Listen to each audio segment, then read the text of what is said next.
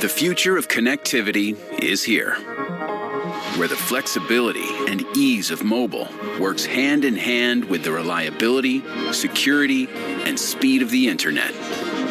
One unified network that moves information at unimaginable speeds and works like a shield to block threats before they ever get to you.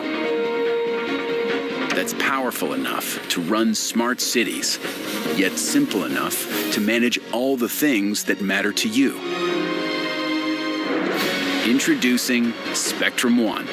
Internet, advanced Wi-Fi, and mobile working together as one to give you more speed, more reliability, and more security. That's seamless connectivity. That's Spectrum One. When I won my Paralympic medals in 1984, the unemployment rate was more than 7%. Today, it's far less.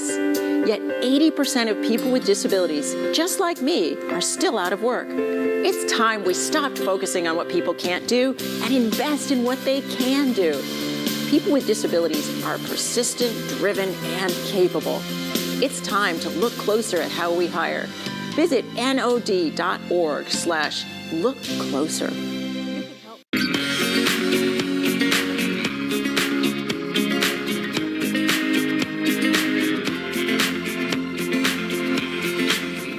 It's 8 o'clock. Time to stand up for all kids by supporting COSAIR Charities.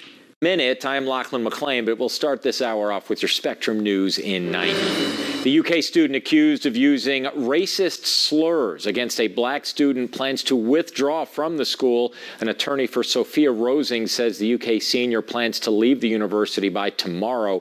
She has been charged with assault, public intoxication, and disorderly conduct. Gas prices continue to creep up across the U.S. AAA reports the national average now stands at $3.80 per gallon. Kentucky's statewide average is at $3.49, though it has been steadily increasing over the last week. No one from Kentucky is a billionaire, at least not due to Powerball, a delayed drawing, but when it finally happened, one winning ticket, it was sold in California for the record $2.04 billion jackpot. The cash option was worth just under $1 billion. The Powerball jackpot now resets to just a measly $20 million. Another quiet and crisp night across the Commonwealth here overnight. Temperatures falling back into the 40s by early on Wednesday morning. Some low 50s west to mostly clear skies expected. Into our Wednesday, we'll warm things up again. We're topping out in the 70s all across the Commonwealth. In fact, Paducah, Madisonville getting awfully close to 80. And the icing on the cake will be the sunny skies. Thursday, we keep the hits coming. Highs well into the 70s, but cooler air is on the way by the weekend. That's your news in 90.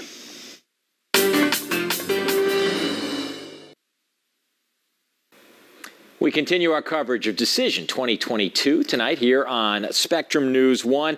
If you weren't with us earlier, Hal Rogers declared as the winner in the 5th Congressional District. He'll return for a 22nd term in Congress. And we want to get a check of the 3rd congressional race, the only one without an incumbent in the running, as Representative John Yomrith will be retiring.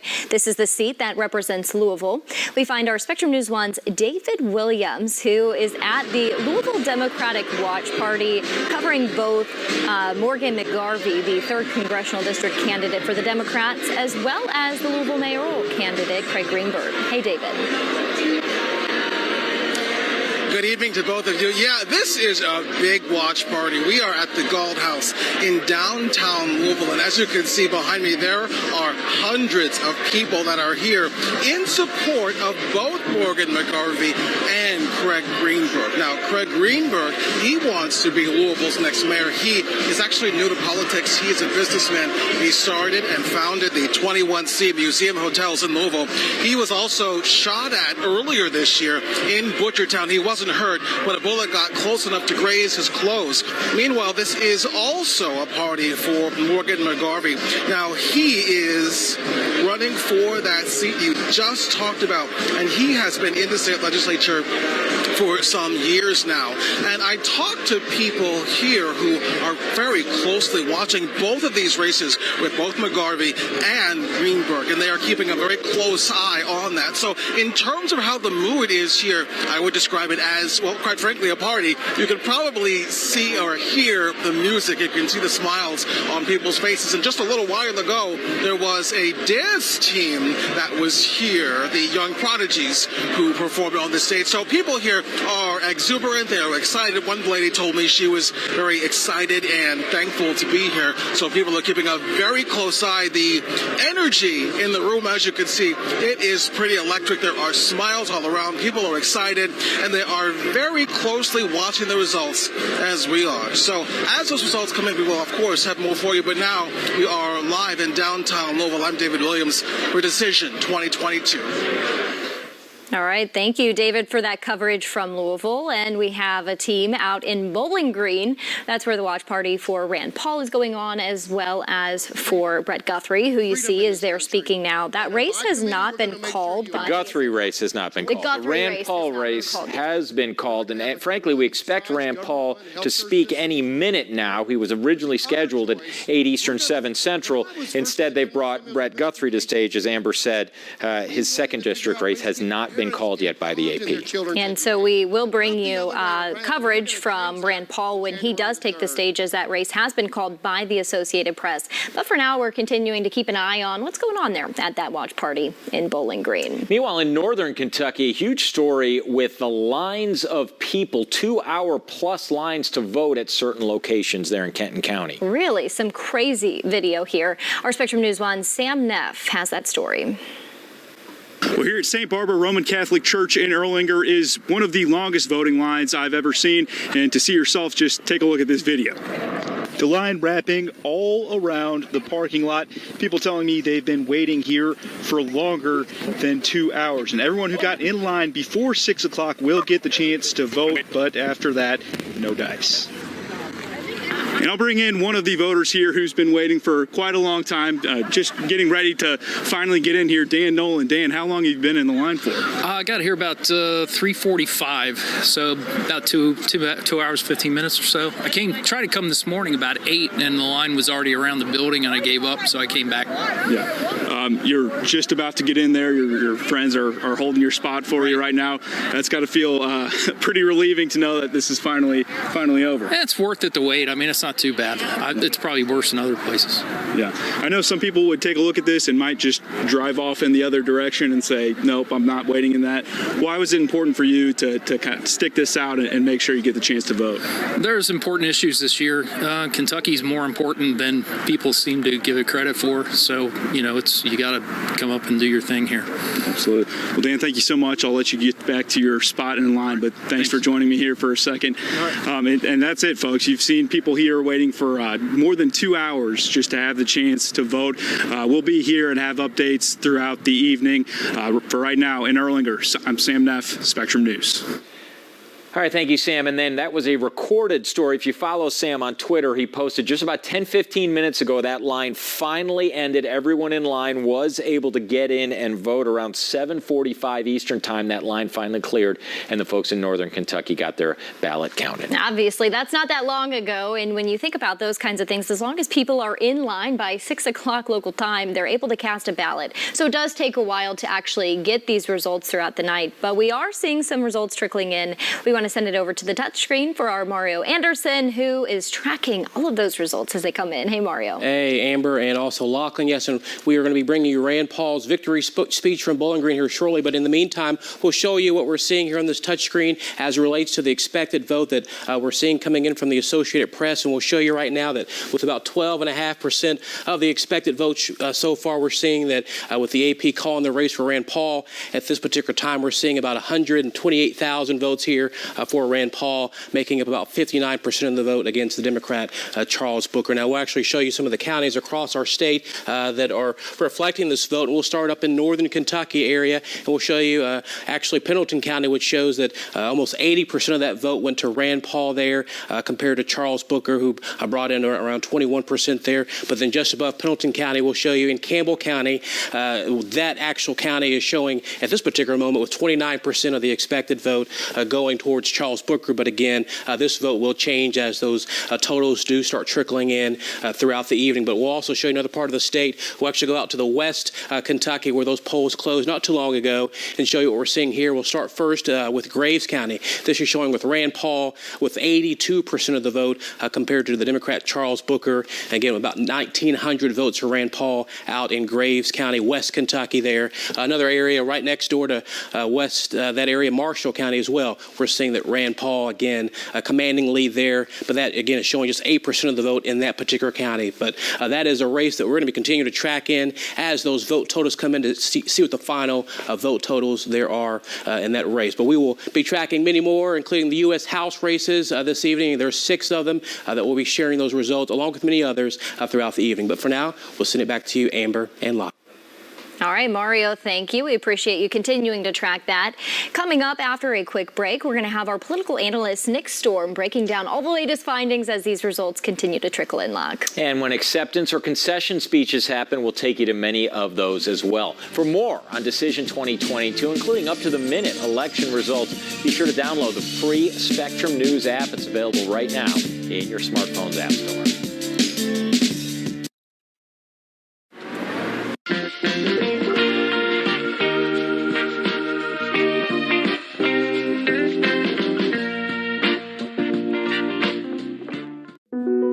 If knee pain is stopping you in your tracks, count on Lake Cumberland Regional Hospital for robotic-assisted knee replacement surgery. Our game-changing technology creates a custom model of your knee with precision-matched implants designed to reduce wear and tear, so you can get back to living life at its fullest. Lake Cumberland Regional Hospital. From the routine to the unforeseen, count on us. Learn more at lakecumberlandhospital.com.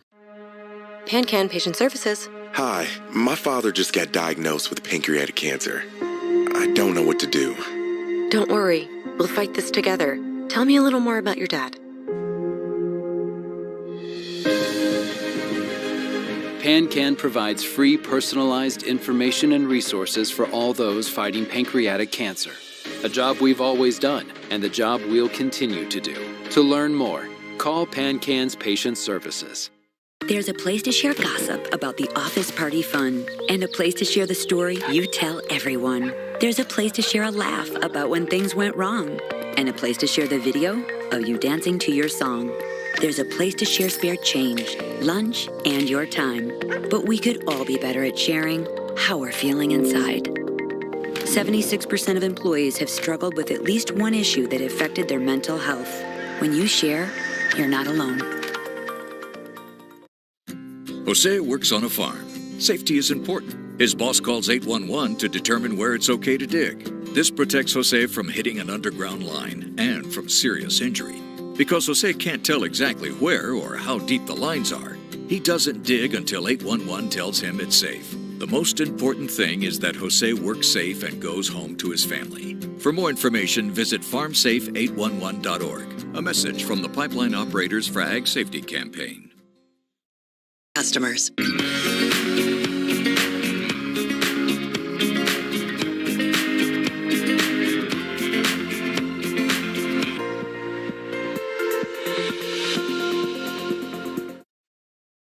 Well, it was a bit of a cooler day out there on Tuesday, and that's going to translate into a bit of a chilly night here overnight, but nothing out of the ordinary for this time of the year in November.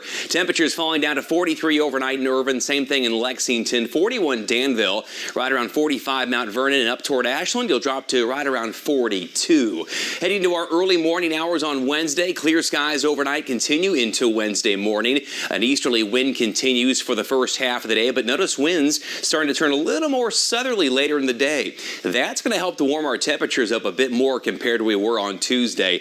I think you're going to like our temperatures coming up here on Wednesday. For the morning, as you step out the door, we'll be in the 40s between 6 and 8 o'clock, mostly clear skies. And then in the afternoon, we'll have high temperatures right around the middle 70s for the Lexington area. Some spots may be a little warmer than that. In fact, here's your forecast highs. 74 Manchester, 73 Danville, 75 Monticello, 70 in Ashland, and right around 75 in Frankfurt. Those high temperatures are about 15 degrees above normal for this time of the year. In fact, Frankfurt 17 degrees above normal. So this warm stretch continues. It's not going to last forever, though. Look at your temperature trend heading toward the end of the week, into the weekend. A big drop off on the way. Hope you know where those heavier jackets are and winter coats are, because you're going to need them.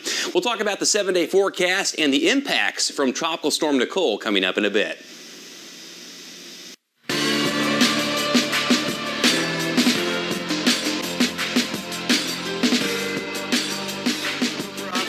But to largely leave people alone. Yeah. It is this system of constitutional checks on power that has allowed America to become the freest nation ever known. With freedom has come great prosperity, but we do not choose freedom because it makes us rich.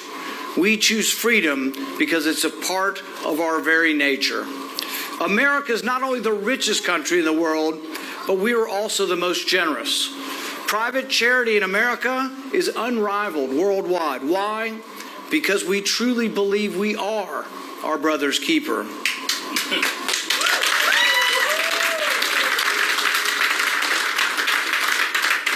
It is my hope that as our nation moves forward, the anger, the vitriol, and even the death threats will abate. Surely there is common cause in the concept that a limited constitutional government allows people from all walks of life to live peacefully together as long as they don't commit aggression against others.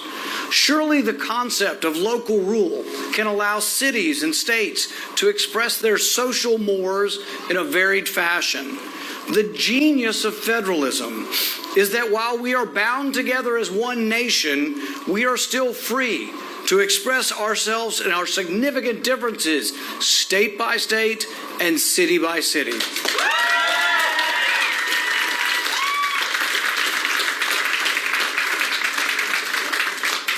Liberty, or the absence of government intrusion, should allow people of widely differing beliefs to live together, each according to their own beliefs.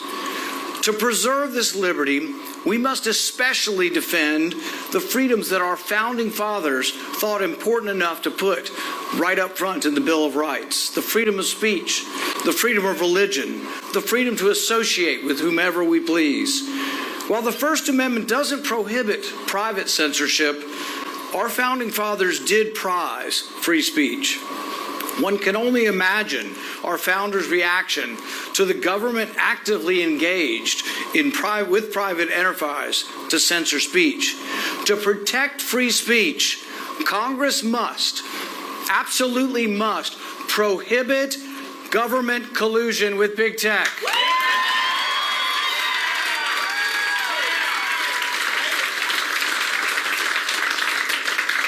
If America cares enough about protecting free speech, Americans should reject, and if need be, boycott companies that censor our speech.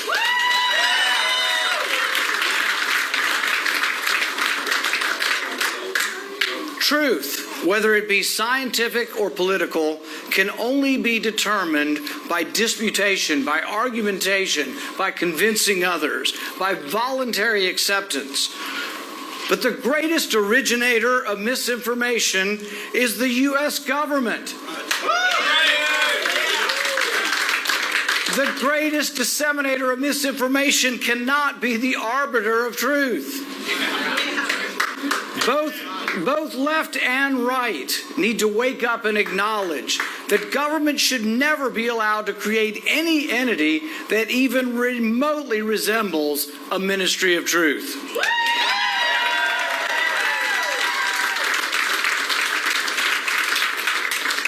And no bureaucrat, are you listening, Dr. Fauci? No bureaucrat should be above the law. No bureaucrat should be allowed to deny information to Congress, and no bureaucrat should be allowed to lie to Congress.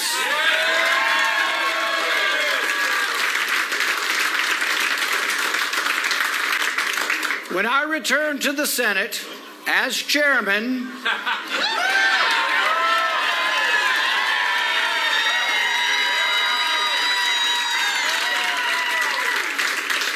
I promise you this, the COVID cover-up will end.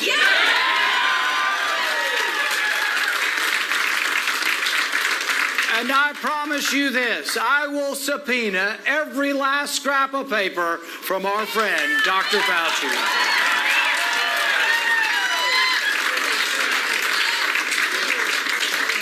At least 6 million people died worldwide from COVID, and Congress has not had one hearing into the origins of the virus.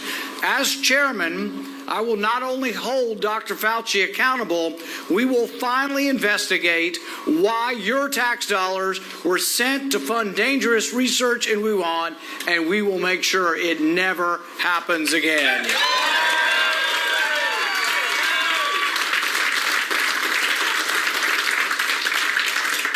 Tonight, in this hour of victory, let us make common cause with our adversaries to agree to disagree, to reject and respect our differences and leave the anger behind. Tonight, as America chooses a new path, it is imperative that everyone understands that minimal constitutional government allows maximal freedom.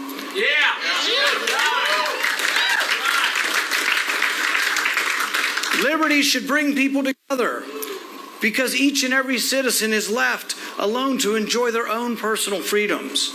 Liberty is that great harmonizer that allows us to live together despite our differences.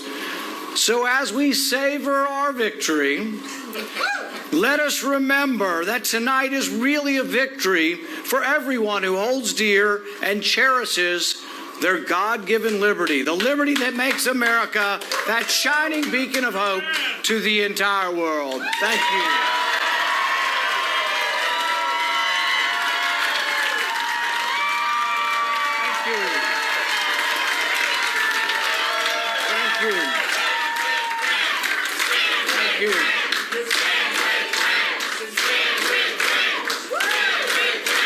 Thank you.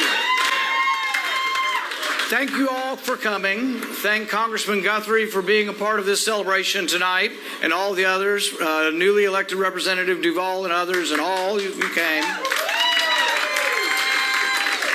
I want to thank my campaign staff for doing a great job. I want to thank Doug Stafford, who's been with me for 3 elections.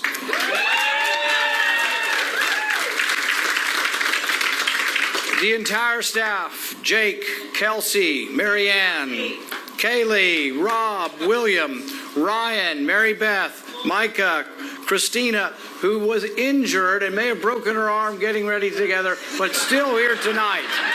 Thank you. And Jimena and all the others who have helped. Thank you so much. It is great to be here in Bowling Green. Great to be home. Thank you.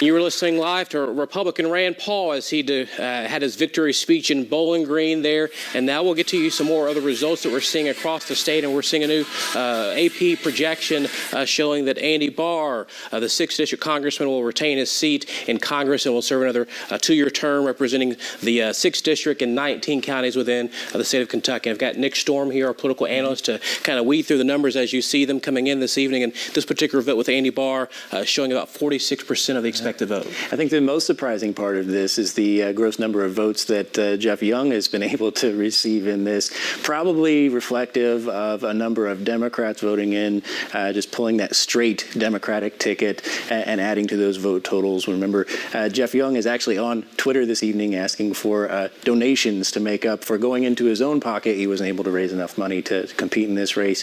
So Congressman Barr, who's been there since 2012, will return as the 6th District Congressman. That's right, and we will go through another race that we're monitoring pretty closely out of Louisville, the Louisville mayoral race that we will get to you actually here shortly. But I believe we're going to show you another speech, and that includes Charles Booker, who out of Louisville. I ain't never quitting.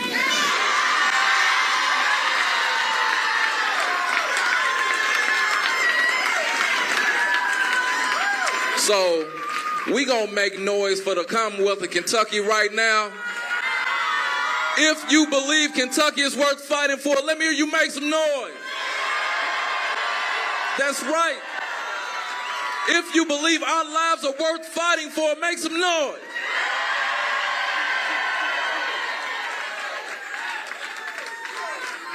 This is the Kentucky I know. All right, y'all, I'm going to hug on some of y'all. I'm going to try to hug everybody, but it's a lot of y'all. And then we're going to keep watching these results come in, and we're going to keep the work going. All right, y'all, thank y'all for all your support. Thank you for your prayers. Thank you for organizing. Thank you for believing by my side. It breaks my heart. They ain't believing us. We the best music. And that was Charles Booker out of Louisville talking with the crowd there following the results that have been coming in for that race as he was challenging Rand Paul in the U.S. Senate race. And again, Rand Paul, the projected winner there from the AP, serving another 6-year term in Washington, D.C. But we'll also now switch to the Louisville mayoral race, which we were talking before, that Charles Booker speech. And we're seeing right now about just under 12% of that expected vote showing right now with Craig Greenberg, the Democrat, ahead of Bill Deareth with 56% of the vote. What are you seeing here? There's obviously several independents as well represented on the ballot. Absolutely. And so right now we're not seeing the independents take away that many votes. Generally, independents take away from Democrats, but we're not seeing a large enough chunk there for the Greenberg campaign to start being nervous about a single independent pulling Democratic votes. What is interesting, though, is how close this vote margin is. And we'll have to be watching this throughout the night, obviously, with just 12% reporting at this point in time. Bill Deareth is still very much in this election at this point in time.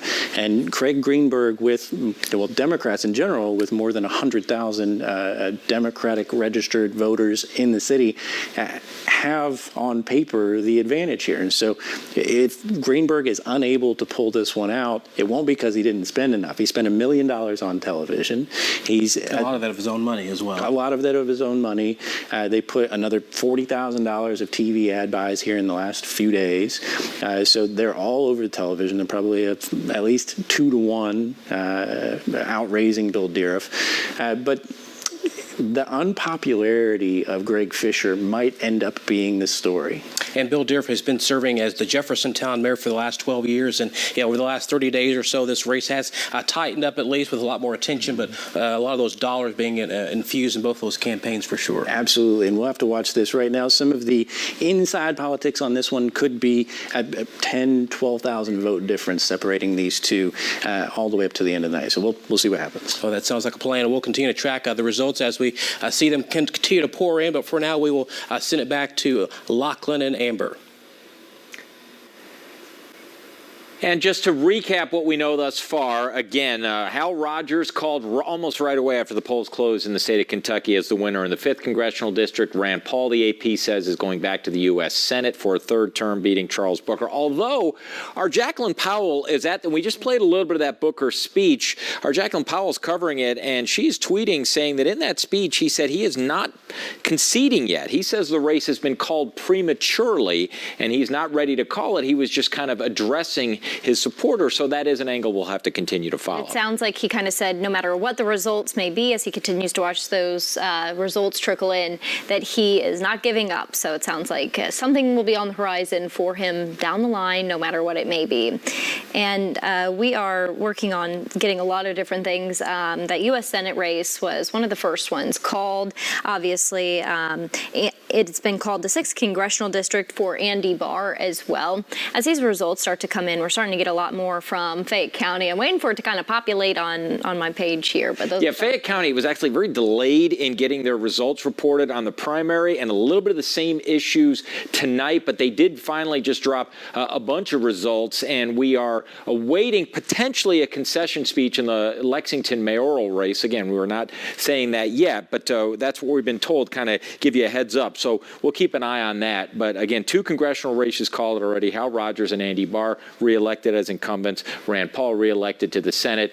As the guys were just talking about that Louisville mayoral race, the early data had Craig Greenberg ahead, but there's some new data that may show that Bill Duriff's going to, this one may go deep into the night. Amendment 2, another one that we're watching for now in the early voting. The no is leading on Amendment 2, but let's kick it back to Mario and Nick Storm from Kentucky Fried Politics for one more look at things. Yes, and we're going to show you the speech from Linda Gorton out of Lexington here shortly once our crews get in place there. And Linda Gorton, she's been the mayor of Lexington for the last 4 years, and that race is a nonpartisan race. And David Kloiber is serving his first term as a councilman, served for about 2 years there. I was elected in 2020, but in the primary, Linda Gorton, she had 70% of the vote there. So what's your take on that particular race there? You know, it's a rather surprising. I think this one started to turn late in the election as some of these economic issues started to take over.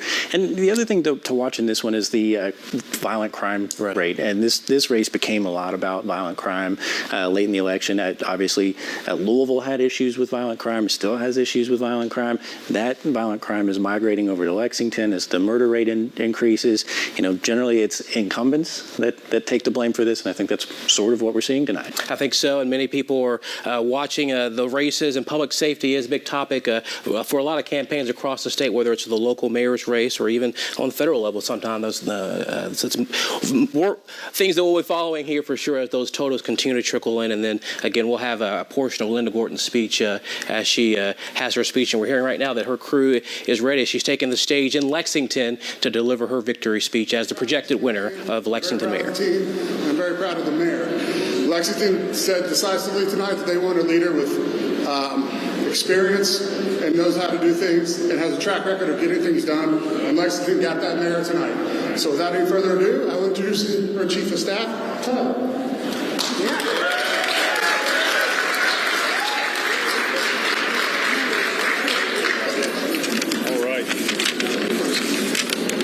Thank you. I've had the distinct pleasure of serving as the mayor's chief of staff for the last 4 years, and I want to give you a little bit of insight of what the day in the life of my job is, and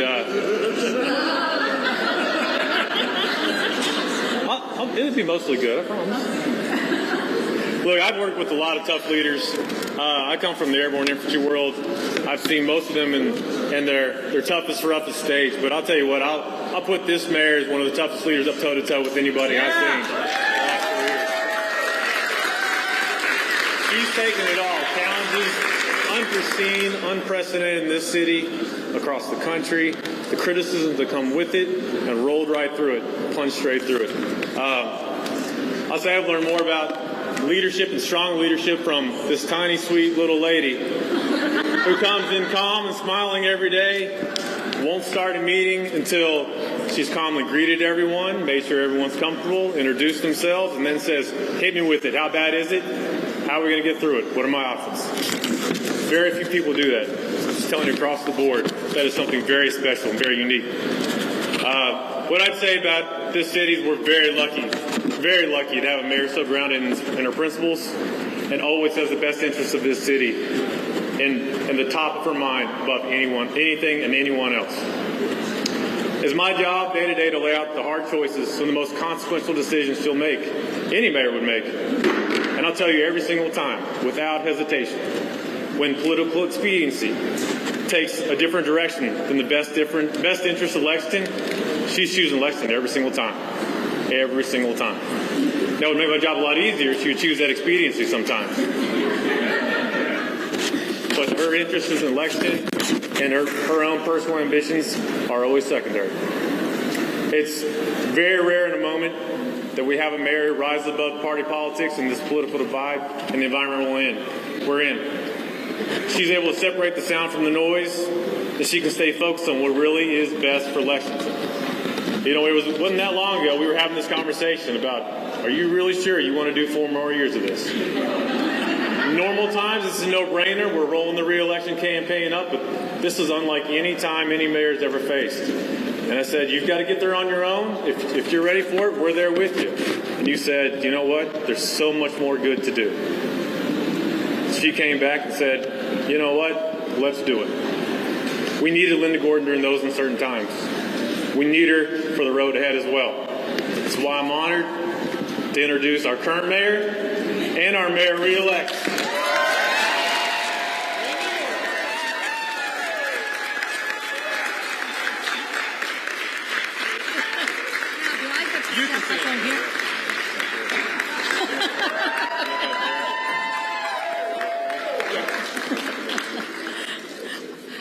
I get the step stool.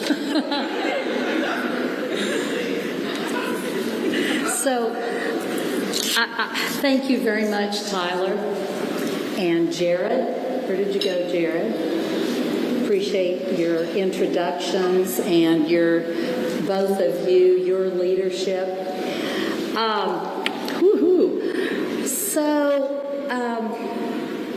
First of all, I want to give a huge shout out to Lex Live. And yes, George Aquarian is right here.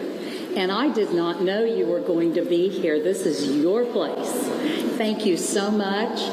I know that Sean and Cameron and the whole team have been wonderful. And we're so thrilled to be here tonight in your place. I want to begin by extending my heartfelt thanks to my wonderful campaign team. And you see many of the core group behind me. They have worked really hard, and they've also included many volunteers. Someone asked me, what is your secret anyway? And I said, I don't really have a secret, except that we always are focused on a grassroots campaign. It's about people. It's about knocking the doors. It's about going to the events. It's about driving yourself to your nth degree of energy and meeting people. And that's what it's all about. And all these volunteers, many of whom are in this group right here, who've worked tirelessly for this campaign and for this event. And I just can't thank you all enough, because I can't do it by myself. So let's give all the volunteers and the team a big round of applause.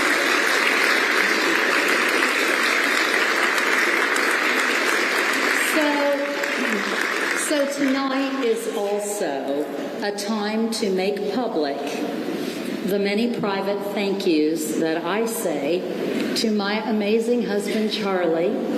Where are you?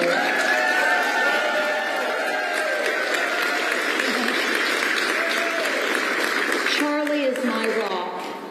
He is my biggest booster. He has been for 8 campaigns now, as well. Smile. He's my first mate, and he has given me unwavering, incredible support in many, many ways. And thank you. You know I love you dearly, and I couldn't have done it without you.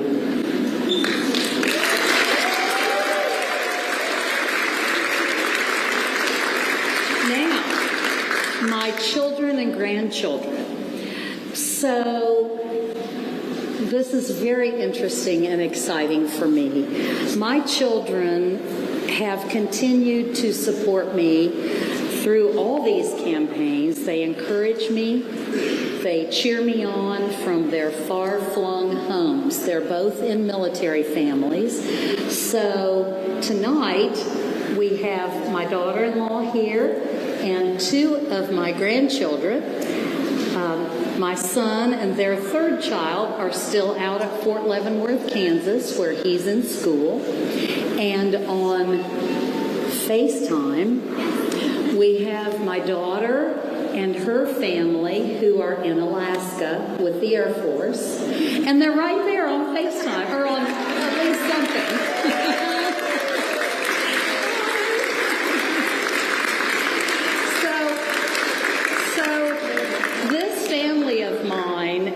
Has just supported me. Oh my gosh, my kids have knocked on so many doors. They, I'm sure, have not forgotten that from when they were in school and helping out.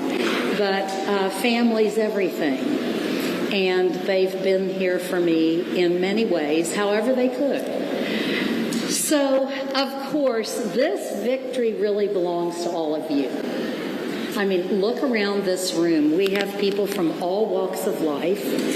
And those of you who have joined this journey with me, each of you have made this possible for me to be able to serve, and I just can't thank you enough. That includes, of course, how many voters? A few voters who went to the polls. What was it, Heather? 67,000. Oh, 67,000. That's pretty good. So, friends, I want to say we're on the move again. And we have a lot more work ahead of us.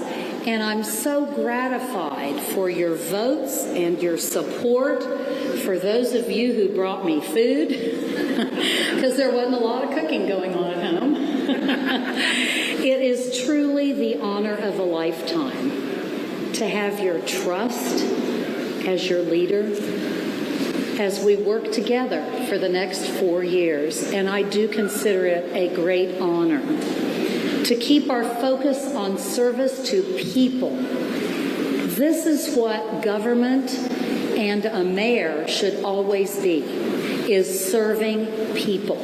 That's what we're here for. And so I take that very seriously and take it to heart.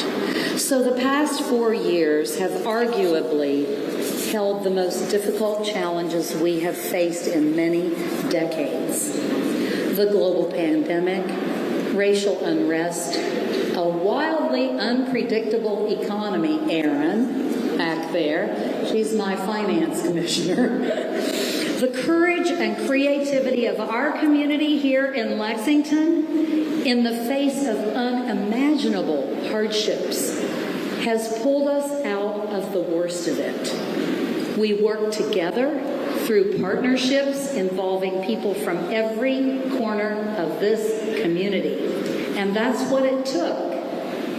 Inside government, I have an unbelievably strong team of senior leaders, many of whom are here tonight, as well as outstanding city employees who worked unceasingly for the good of our community through daily challenges and hurdles. And I cannot say enough about those 3,000 employees. They're what make us tick here in Lexington. So together, yes.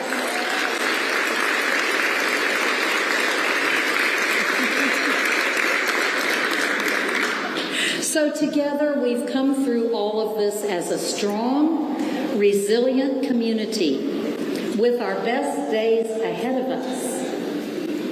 We know how to help each other. Let me say that again. We know how to help each other, don't we?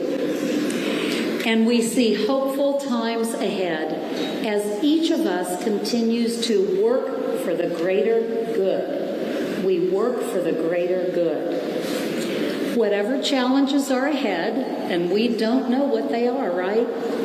We will continue to meet them head on with calm, steady, creative leadership. If you don't know already, I am really built for this kind of work.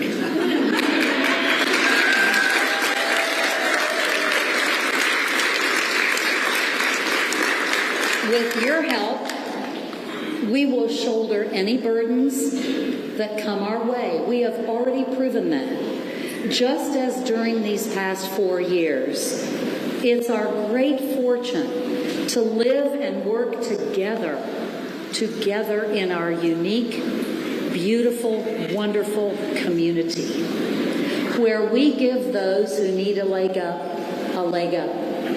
right? So I want to close with a quote that a friend of Charlie's sent me 4 years ago when I began my first term as mayor. And I used it then, and it is still true today. and I want you to think about it. Many opportunities are missed because they come dressed in overalls and they look like work, right? And so here in Lexington, we're not afraid of work, even hard work. So let's continue to celebrate, and thank you again for being here and for your wonderful support. Thank you.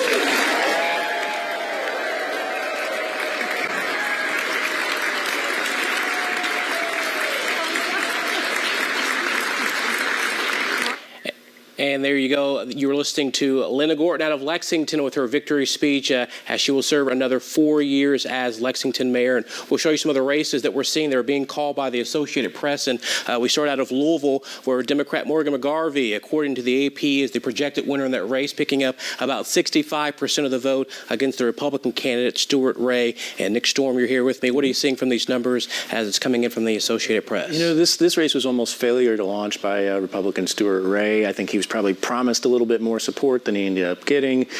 Morgan McGarvey has been all over this race basically since he was born. This guy has planned his life track. He's a state senator. He won election to the state senate in 2012 in a special election.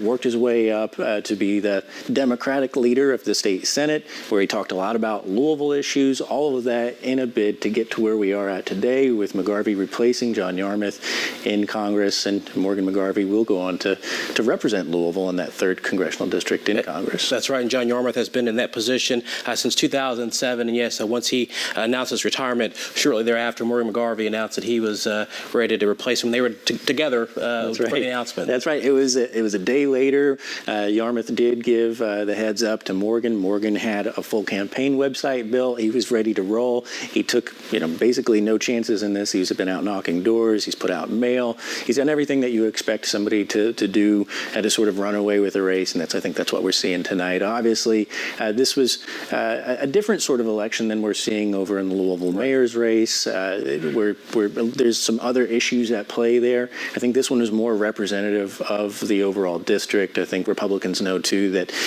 they may have 5 of the 6 congressional seats, but this 3rd district, this Louisville seat, is squarely in the hands of Democrats. And let's talk about another race that has been called within the last little bit. Actually, it's the U.S. House District 1, a seat that James Comer, or as he's called in Kentucky, Jamie Comer, he's being projected by the AP to pick up about 70% of the vote against Jimmy Osbrooks, the Democrat in that race, and Jamie Comer, about 66,000 votes from the AP that we're seeing there. And again, that district is in part of West Kentucky, but then it extends up to Central Kentucky and Franklin County as well. So what are you seeing from these numbers? And again, we're seeing lots of red there for James Comer. Yeah, this one is another runaway race. This one was set up through redistricting, where we saw a huge switch here, where, as you said, you sort of have that starting over in West Kentucky, following the southern border, and then all the way up into Franklin County is where this district stretches. And this sets up James Comer to be a major player in Congress next year, as it looks like Republicans will take the House. And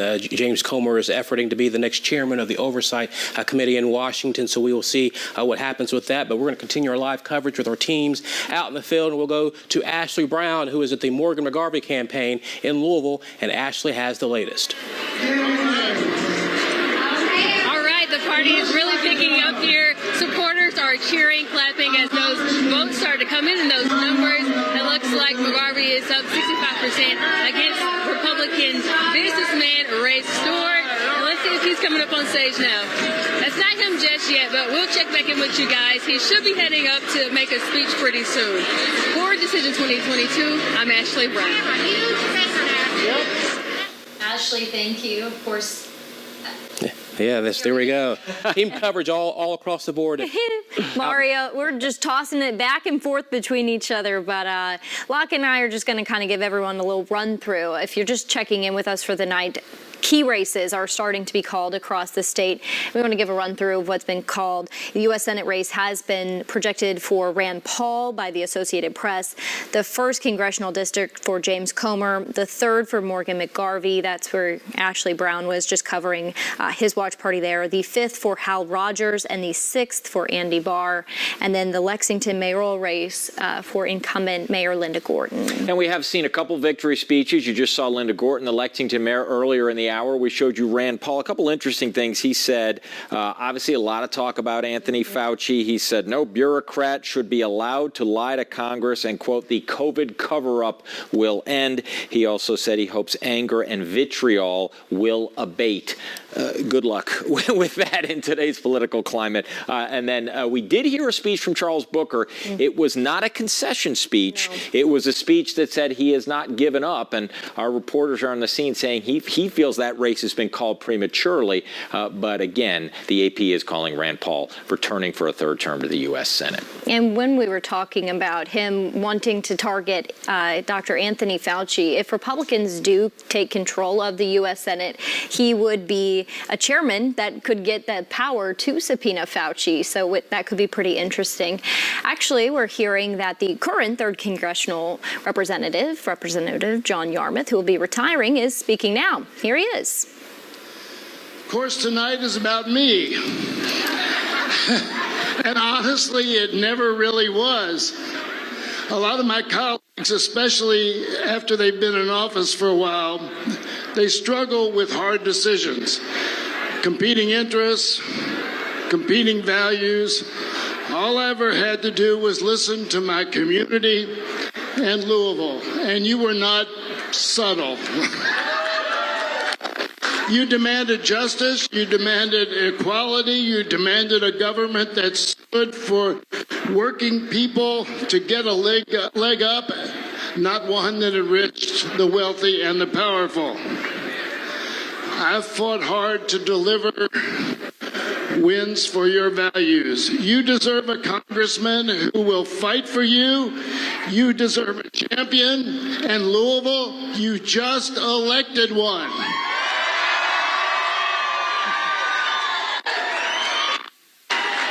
All right, calm down, calm down. You really didn't think I'd go away that easily. I promise you'll get to hear from Morgan very soon. Look, the torch I passed today is very different from the one I took 16 years ago. We did a lot of good, truly life-changing stuff, and we found some new challenges. We expanded health care to more than 20 million Americans. Just enacted a landmark infrastructure bill, made the most significant investment in climate change in world history, and rescued our economy after Republicans oversaw the worst financial collapse since the Great Depression. Actually, we did that twice.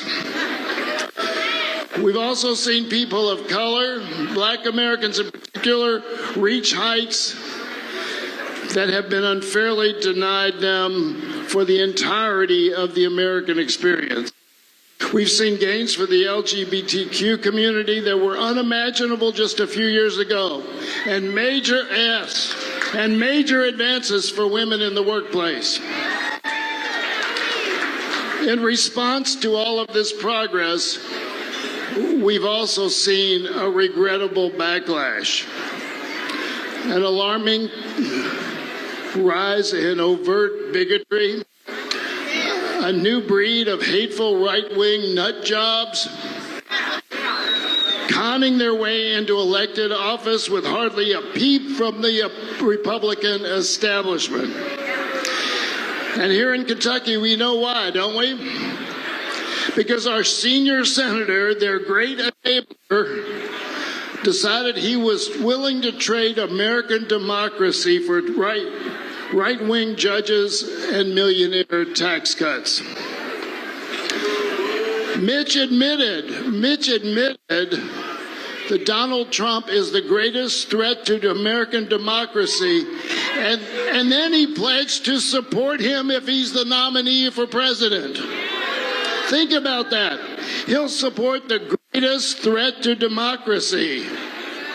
What an absolute disgrace.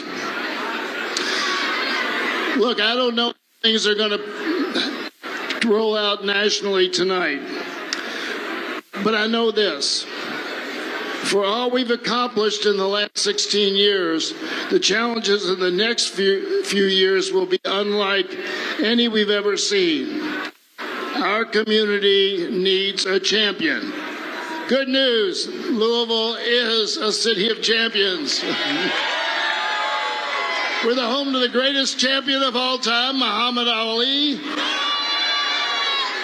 Our local university is home to 3 NCAA championships. Okay, NCAA, you can sue me on the 3rd, but that's all right. And today, Louisville elected a true champion to represent us in Congress. People know Morgan as a guy who can work with those on the other side, and that's with good reason. He's running the smallest minority imaginable. Spent 4 years with the worst governor in Kentucky history, and still somehow managed to get a whole lot of progress signed into law. So yeah, Morgan can play nice with the other side, and I'm not really sure how he does it. But I will tell you this, he never sacrifices his values. And if you're looking for a fighter, Louisville, you've got your guy. When it comes to your rights, to our marginalized communities and the working poor, to those who have heard stories about Americans building a better life for their children but feel that dream is out of reach, Morgan will go to the mat for you every time. In the fight to save American democracy, Morgan knows the stakes. He knows what it will take, and he will never, ever back down. Louisville, serving our community the last 16 years has been the honor of my life. Thank you. But you have found your new champion, and today I could not be prouder to introduce my representative, our new Congressman, Morgan McGarvey.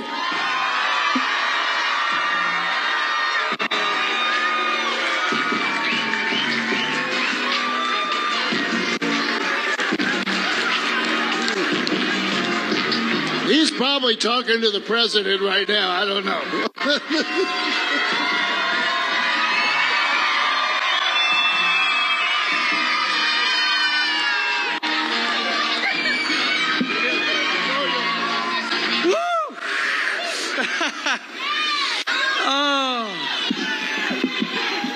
Thank you, thank you, thank you, thank you. I don't know if I get this back in. Thank you, thank you. Woo!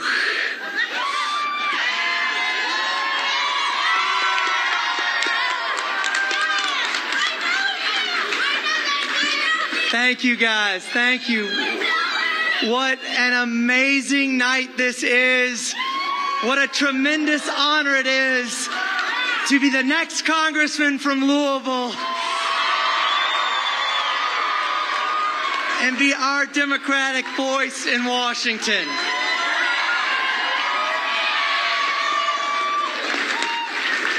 Thank you. There's Greta. First of all, I do want to note we haven't won every race we wanted to tonight. I want to commend my friend Charles Booker on a hard-fought campaign. Yep. And look, he campaigned hard. He made history in Kentucky. And while the votes didn't go our way in that race tonight, I believe we are truly all better off for his candidacy and his campaign.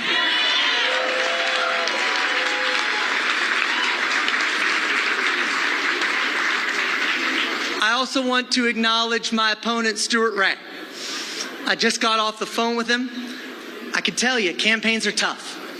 He ran a good race. Now that it's over, I truly look forward to representing everyone, whether you voted for me or not.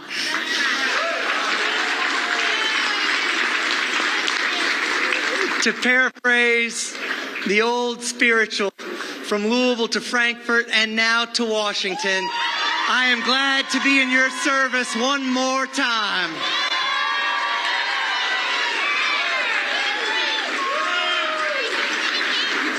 Ten years ago, we ran for the state senate. The twins had been home from the hospital a matter of months. The dry sink in our dining room had been repurposed to a changing table. And when the campaign started, we simply moved the diapers off the dining room table, and that became our campaign headquarters. The unfinished basement became our yard sign distribution center and factory. It would have been almost impossible to imagine a night like tonight. But our premise for running was as simple as our operation. That is, I'm going to go to Frankfurt. I'm going to stand up and fight for people. I'm going to stay true to our values while working to get stuff done. And that's exactly what I did. Despite serving in the super minority every single day I was in office, I was leading the fights on key Democratic issues, even being elected Democratic leader of the Senate when a guy named Matt Bevin was governor. But despite all that, I authored and passed 18 bills into law. And not just little stuff either. We passed the first health insurance mandate in 21 years. We passed laws protecting victims of human trafficking and domestic violence. I passed the first ever bill that solely benefits Louisville's historically black college and university, making sure that kids at Simmons College got access to Kentucky tuition grant money. Don't get me wrong. It wasn't always easy. But I have never accepted the notion that we can't do something. If we're willing to listen, if we are willing to work together, if we are willing to build consensus instead of finger pointing and name calling or spreading misinformation, there is no limit to what we can achieve. Last summer, we took the kids on vacation. We went to the beach.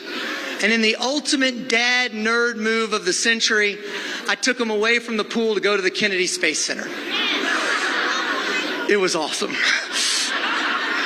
And when we walked in, we went into the IMAX where they talk about the Shuttle Atlantis. The Shuttle Atlantis, I didn't realize, Shuttle Atlantis, this cool thing. Somebody came up with the radical notion, let's send a reusable space shuttle into space. Not just a rocket that falls off in the ocean. Let's bring it back down to Earth. Took them 12 years to figure it out. They're showing the IMAX. Sure enough, the music's going. Greta's running around my feet with her toy space shuttle. The plane's getting ready to land on the tarmac. The screen goes up, and there is the Shuttle Atlantis behind us. And I'm like...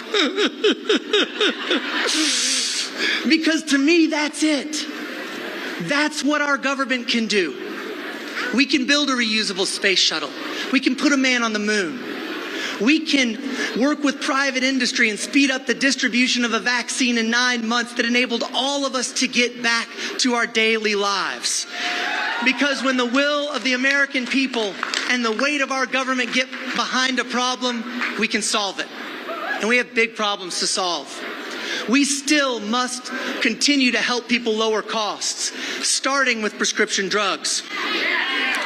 We can combat the immediate threat that is climate change.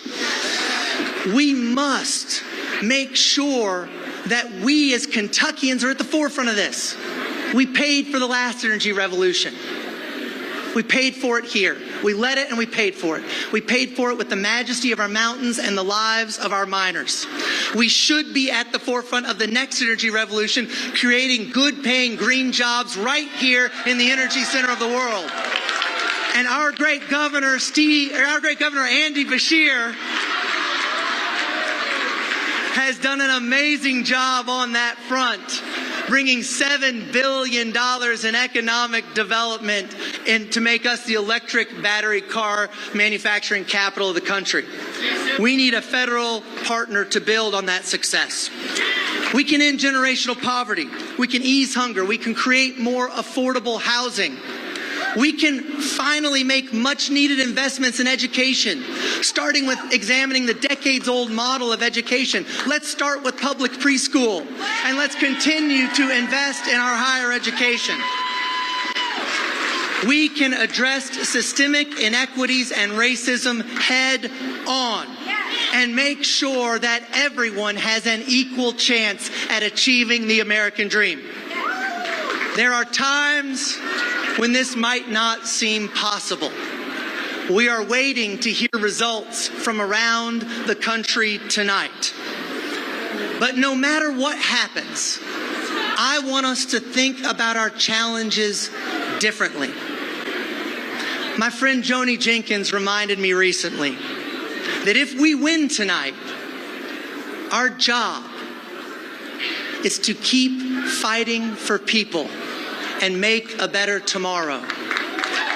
But if we lose tonight, our job is to keep fighting for people and make a better tomorrow.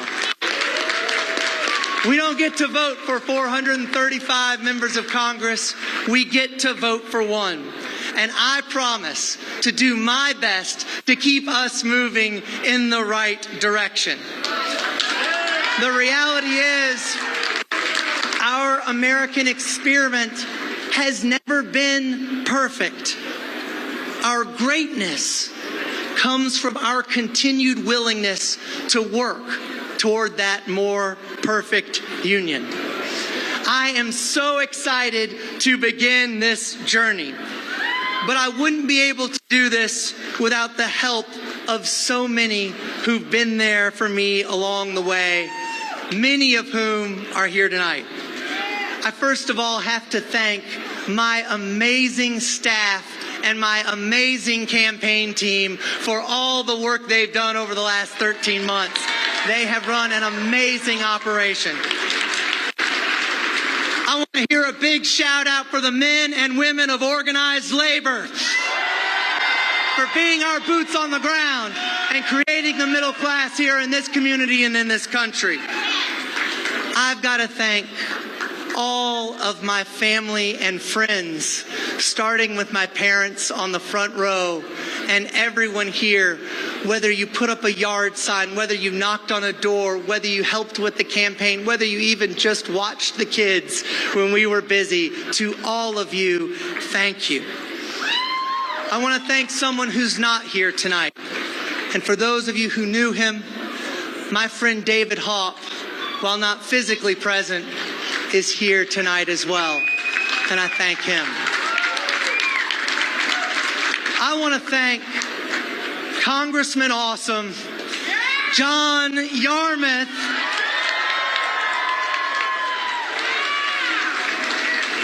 for his incredible 16 years of service. And this is important. You guys remember about John Yarmuth. Yes, he's up here giving the speech. Yes, he gets the ovations. Yes, he's chairman of the House Budget Committee. But I want you to think back to this night 16 years ago. Nobody thought this was possible. In fact, John, I went back and I pulled the Cook Political Report's final update of the 2006 campaign. And here's what they said. November 6, 2006. Representative Ann Northup will win re-election over John Yarmuth. There are signs Northup is very worried about her re-election prospects. But Yarmuth isn't a much stronger candidate than the one Democrats fielded in 2004 when she convincingly won with 60% of the vote. We suspect Northup finds a way to win. John Yarmuth not only won that race, he set forth the blueprint of what it means to run as a Democrat in Jefferson County and Kentucky. They said he couldn't win, and they said he couldn't win because he'd been at the Leo. He'd written so many things. He'd championed so many wonderful causes. They said he can't win. He's written too much down of what he thinks. Well, let me tell you how his career ends. It ends with him writing the American Rescue Plan Act and the infrastructure bill that has put our country on the right direction. John, from the bottom of all of our hearts, Thank you.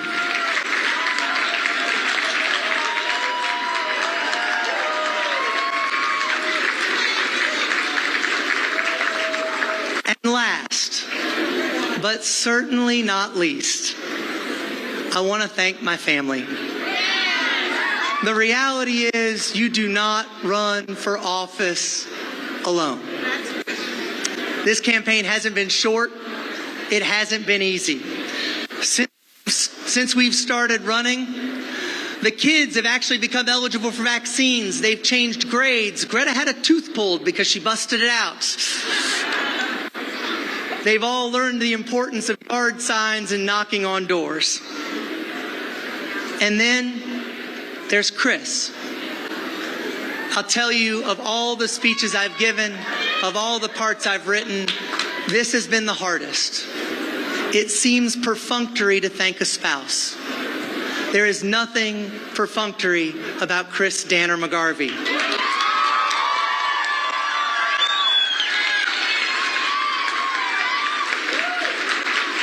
We have been dating for 21 years. She is the love of my life. She makes me better in every way, whether she's challenging or praising, and mostly challenging. She is the breadwinner of our family. She does the invisible work that so few people get credit for, because she's the one who keeps track of the soccer schedule. She's the one who gets contacted for play dates. She's the one who's worried about whether the uniform's clean or the lunches are made. And she does it all without anybody seeing her sweat. She quite simply is the star that keeps the rest of us in orbit. And we couldn't do this without her.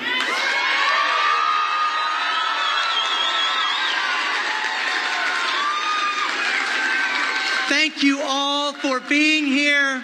Thank you all for your support. And we look forward to being your representative in Washington. Thank you.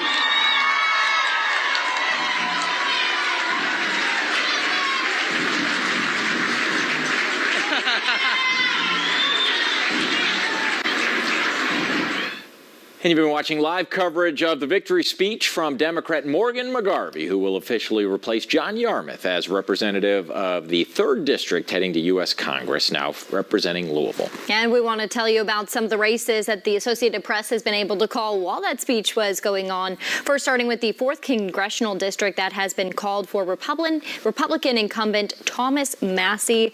We also want to tell you about the 2nd Congressional District. The Associated Press has called that one for Republican incumbent Brett Guthrie. And again, a huge number there for Guthrie over Hank Linderman. This a rematch of the same race that happened 2 years ago.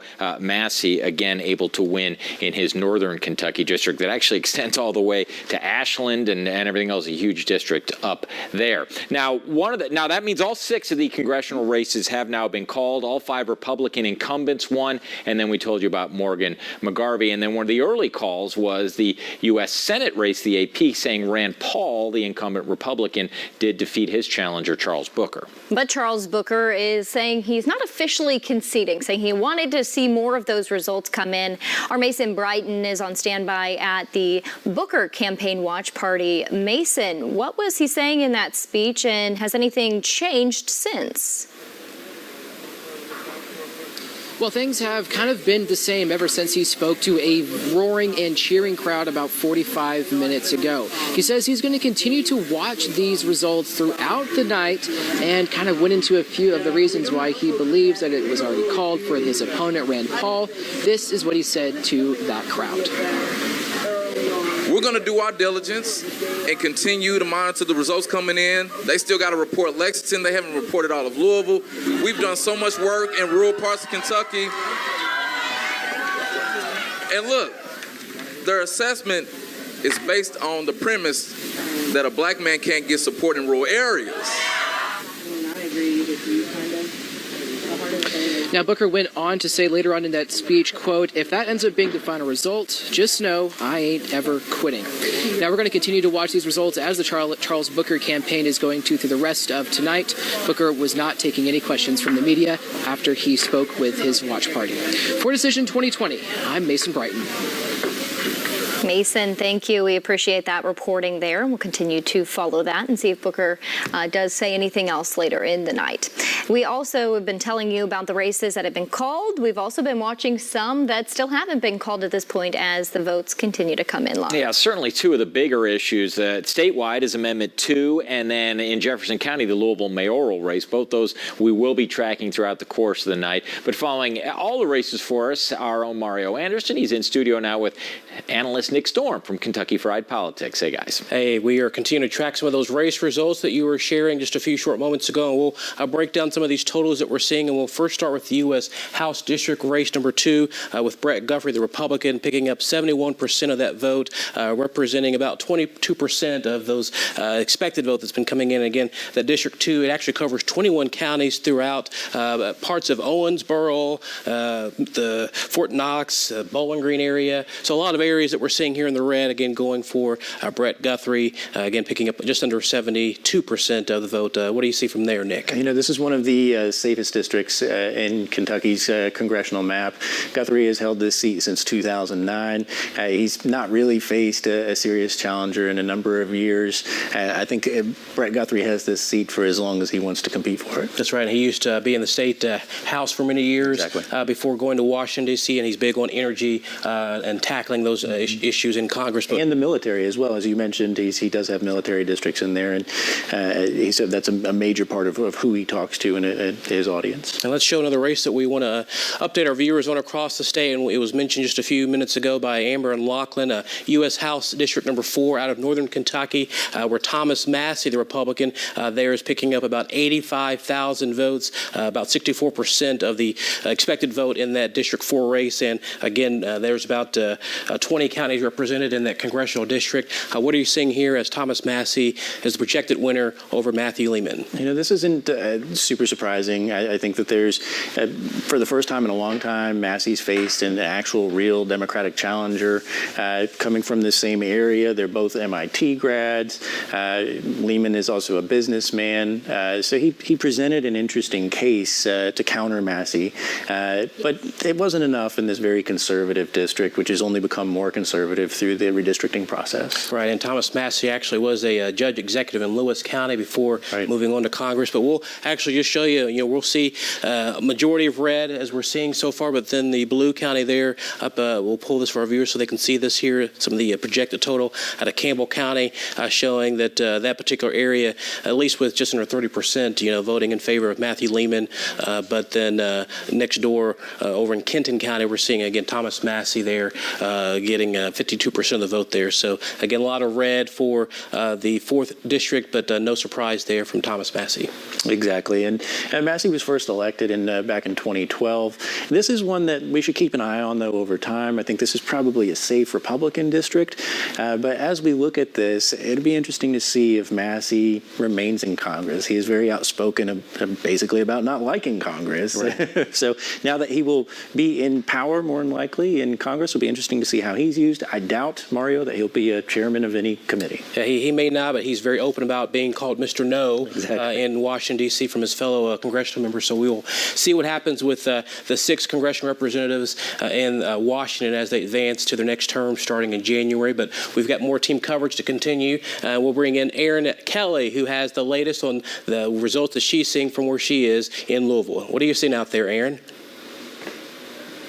Well, we are at the watch party for Protect Kentucky Access. Not a lot of people here, although we know about 200 people registered to attend. But the ones that are here have been upbeat. We've seen some dancing. I'll show you the room here at the Galt House. And earlier we heard from Rachel Sweet, the campaign manager for Protect Kentucky Access. That's the group that has been working to defeat Amendment 2. She thanked the team, said she was proud of their work no matter what happens tonight. Now, Amendment 2 asks voters whether the Constitution should be changed to say outright that there's no right to abortion.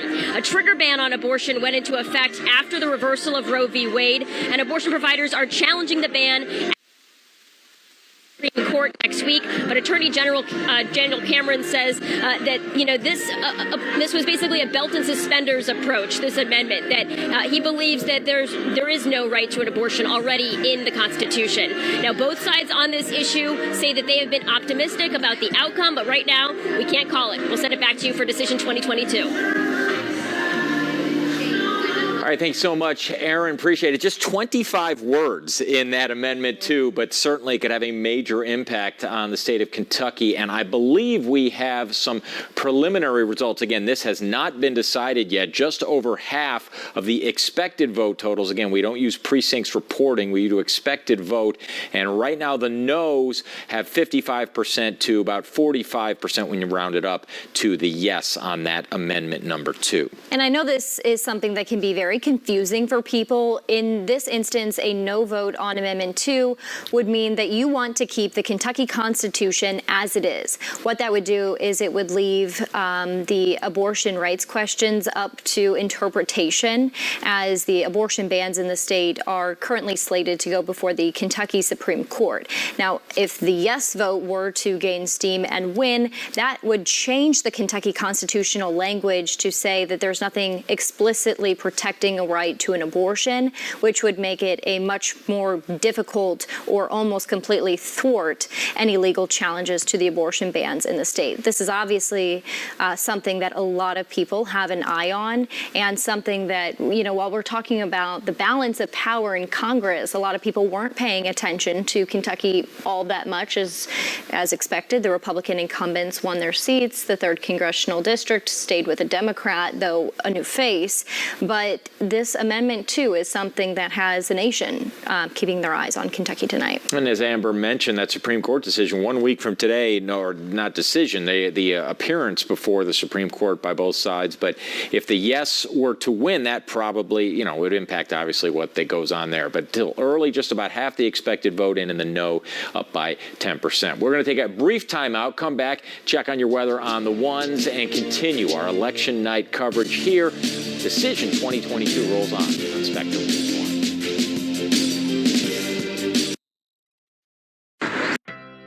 At Spectrum News 1, we aim to bring you news that matters in your community.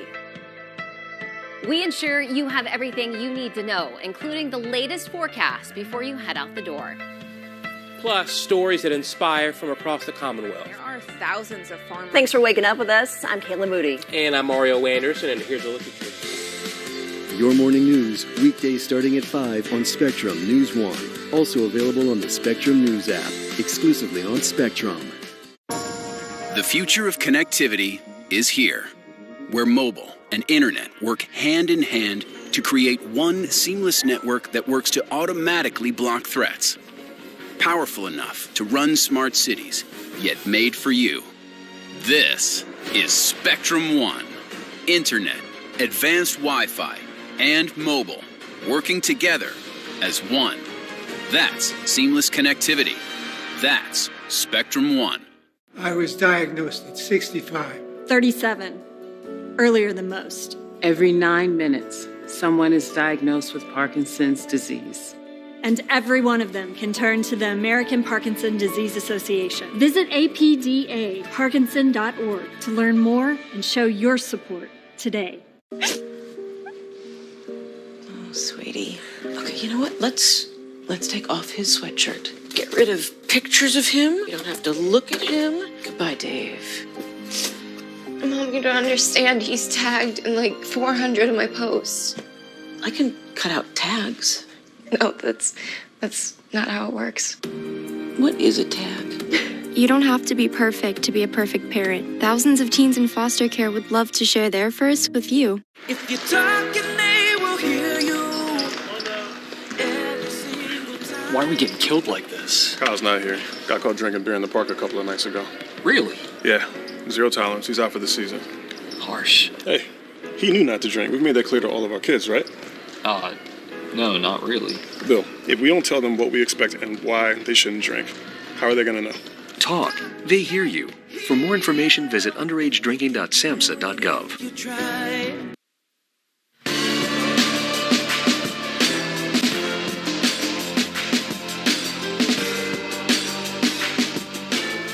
Welcome back to Spectrum News 1 as we continue our Decision 2022 coverage. We first want to give you just a little rundown of what races have been called in a state of major impact. All of the congressional races have been called for the incumbent Republicans. The 3rd congressional district, the only one without an incumbent, has been called for Democrat Morgan McGarvey representing the Louisville area. And the U.S. Senate race has been called for incumbent Rand Paul. And Linda Gorton reelected as mayor of Lexington. The Louisville mayoral race still too close to call at this hour, although unofficial results show Democrat Craig Greenberg in the lead. But again, still time to come. Let's go to our national coverage now in New York.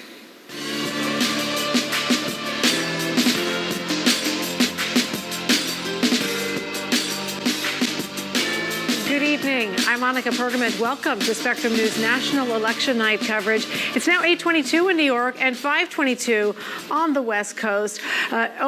Actually 9:22, I should say, in the evening. We are keeping an eye on a number of crucial races for you. I want to bring in our national correspondent, Josh Robin, who is in Washington, D.C. for us. And Josh, update us now, if you would, first on the balance of power and where things stand at this hour.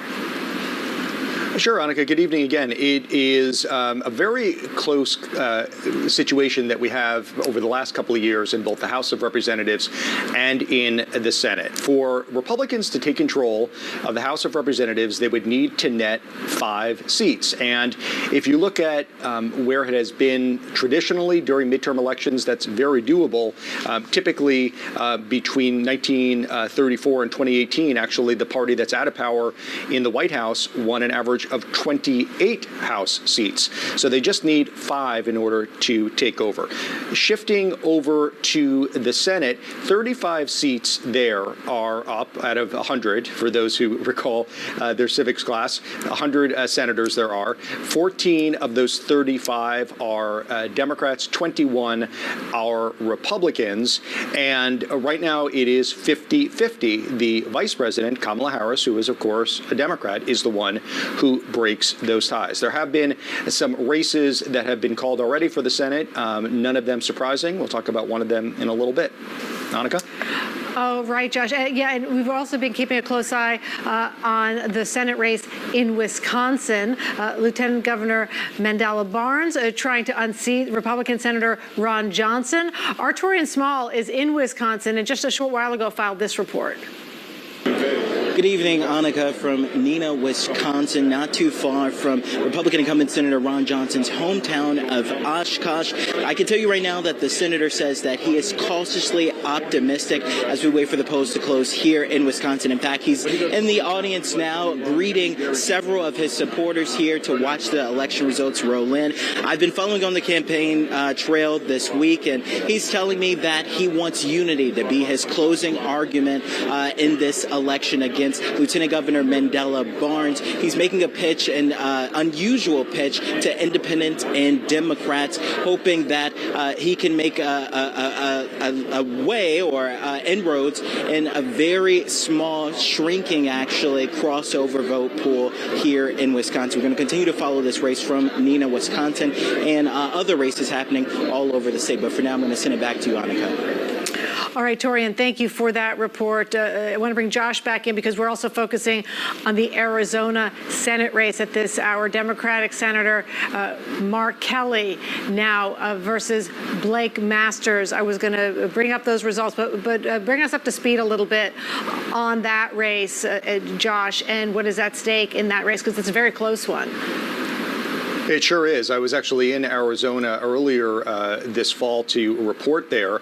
And Kelly is an incumbent Democrat, and that is a state that went narrowly for Joe Biden. We don't have any votes in yet. He's going up against Blake Masters, who is a Republican. He's backed by the former President Donald Trump.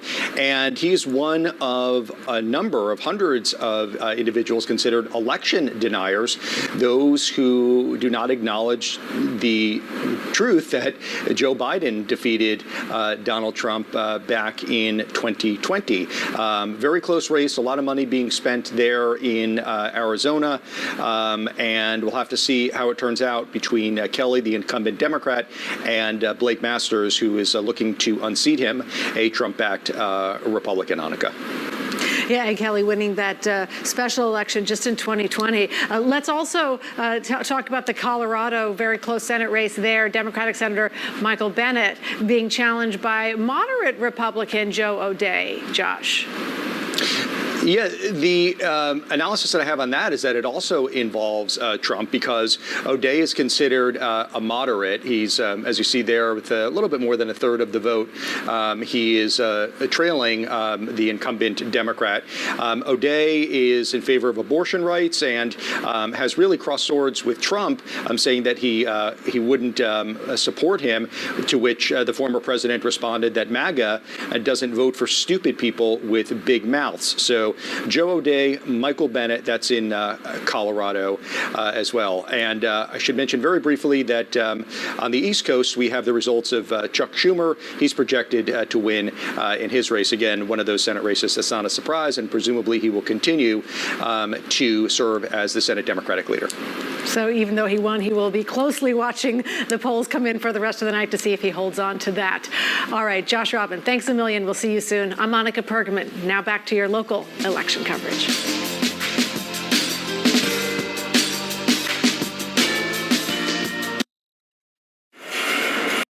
At Baptist Health, we want you to know the facts. Visit BaptistHealthDocs.com to view a video of Dr. Punita Denza on family care in Frankfurt. Baptist Health Lexington. Be a healthier you. We all want our kids to grow up safe and healthy, so we show them how, and we tell them with honest conversations that let them know what we expect. That's especially important when it comes to alcohol and other drugs. Kids need to know the dangers and how to avoid them. And when it comes to pain medications, opioids, they need to know that they should never be taken without a prescription and never shared with friends or family. It's dangerous and illegal. So talk with your kids, because when you talk, they hear you. Number one, obviously, is safety. We definitely call 811 to find out if there are any buried lines, fiber optic, whether it be telephone or pipeline or anything. Don't take a chance. Don't think you know and say, well, I don't remember anything being put in there. Call 811 and make sure that that's identified, that there isn't something there before you make that crossing. Because in the end, we want everybody going home.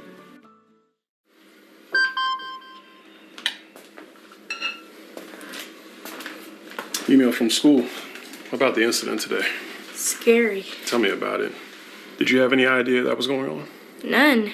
I mean, you saw Derek at the game last night, too. Did you have a clue? No, but you know, teachers like me, parents, we don't always know as much as you guys do. Kids hear first about what's going on with other kids. Half the time, it's rumors. It can be hard to tell sometimes, but if you're ever concerned about a friend who's having trouble with alcohol, prescription drugs, bullying, violence, anything, you need to tell an adult. Mom or me, a teacher, coach, school counselor, someone you know and trust. Dad, no kid is gonna tell an adult about that kind of stuff. I get it, but if we don't know, we can't help. Speaking up about a problem, that's what helping a friend is all about.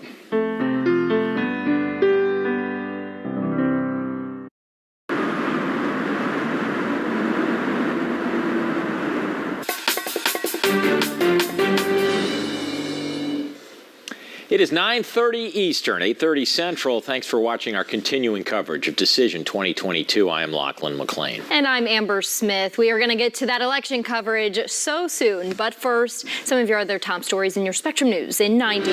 FEMA approves more than $3.3 million in federal funding to reimburse the city of Bowling Green for debris removal as a result of the December 2021 tornadoes. Contractors removed over 110,000 cubic yards of vegetative debris and over 48,000 cubic yards of construction and demolition debris. The Western Kentucky Distilling Company is investing up to $30 million in Beaver Dam to build a new facility and 15 warehouses. It'll be the first official distillery in Ohio County. The Breeders' Cup Classic winner Flightline was unanimously voted top horse in the country, according to a weekly National Thoroughbred Racing Association poll. We've got a beautiful day coming up here on Wednesday across Kentucky. High temperatures well into the 70s everywhere. Few spots western Kentucky may get close to 80 and mostly sunny conditions expected. On to our Thursday. More beautiful weather, sunshine and highs topping out well into the 70s. Some late day clouds in eastern Kentucky. That'll be due to the remnants of Tropical Storm Nicole. We may see showers from that system on Friday, Veterans Day, mainly in the eastern half of the Commonwealth. That's your news in 90. Our coverage of Decision 2022 continues. And the polls are closed and races have been called for many of the races at this point. We want to travel around the Commonwealth for a look at some of the winners and losers so far in this year's election. In Bowling Green, Senator Rand Paul is celebrating after holding on to his seat against Democratic challenger Charles Booker. Paul has been running his campaign on the idea of limiting spending in Washington and criticizing the government's response to the COVID pandemic. He spoke in front of supporters about what he was hoping to get done in his next term. When I return to the Senate as chairman,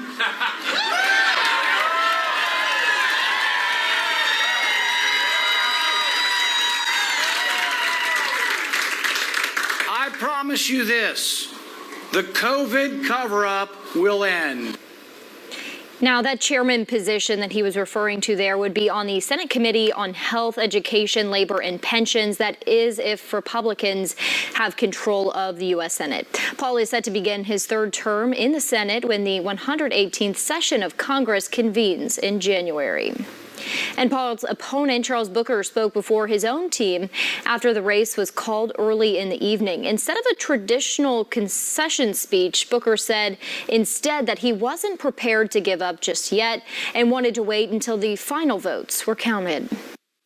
We're going to do our diligence and continue to monitor the results coming in. They still got to report Lexington. They haven't reported all of Louisville. We've done so much work in rural parts of Kentucky. And look, their assessment is based on the premise that a black man can't get support in rural areas. Now, this was Booker's second run for one of Kentucky's Senate seats. In 2020, he lost the primary to Amy McGrath for the chance to take on Mitch McConnell. He ultimately defeated McGrath and won his seat back. Now moving on to the House of Representatives, we're looking at the 3rd District in Kentucky. That is where Democratic candidate Morgan McGarvey becomes the newest member of Kentucky's congressional delegation and the only Democrat, replacing the only Democrat, John Yarmuth. McGarvey won his seat, which, again, Yarmuth has held for a number of years, but Yarmuth retired handpicked